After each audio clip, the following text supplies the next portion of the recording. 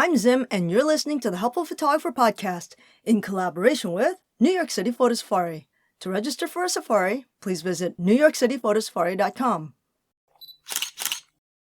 I've been getting a few questions lately about Lightroom presets. For those who are unfamiliar, these are digital instructions you can install into your Lightroom, and with a click of a button, your image will be magically transformed to look like whatever the preset says it should look like. You can think of it as a filter, but the difference is that you have all the steps it took to create that effect.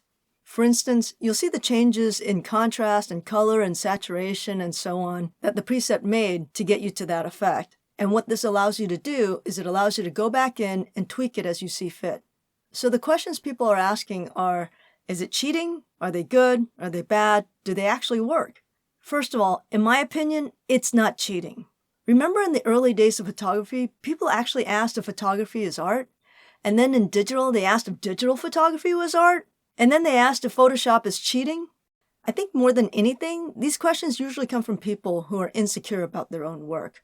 And the idea that someone can do something better than them in just a click of a button is what's killing them. You have to remember that in the days of film, most of us sent our film and our printing off to a lab, and the lab was responsible for all the post-processing work. The film was developed and then printed as they saw fit, and it was returned to us. Why didn't we consider this cheating? Most pros I know didn't do their own lab work.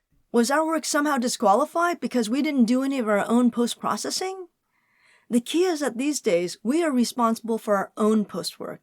And most of us use Lightroom or Photoshop, and for those who can, they send their work overseas for somebody else to do it. Yeah, seriously, and I'm not kidding. I actually have colleagues who do this.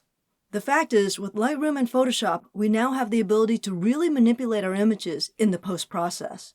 While in film, we pretty much had to do most of the work in camera. Although there were a few exceptions, I know. So why does it matter when and where that happens, as long as you're able to present your vision as an artist? I think the more important question here is, do they work? My experience with Lightroom presets is this. If you want your image to look like what the preset is advertised to do, then the image that you start with needs to have started pretty close to what the developer started with.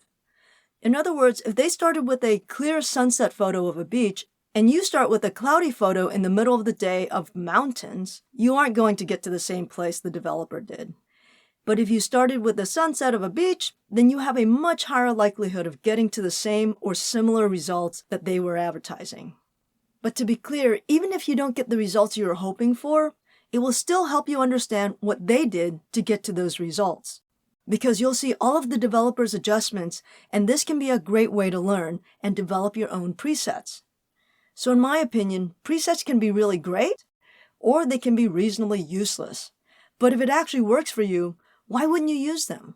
And if you have a favorite preset that works for you, let me know by posting it to the NYC Photo Safari Facebook group. I hope that was helpful. Until next time, keep on shooting.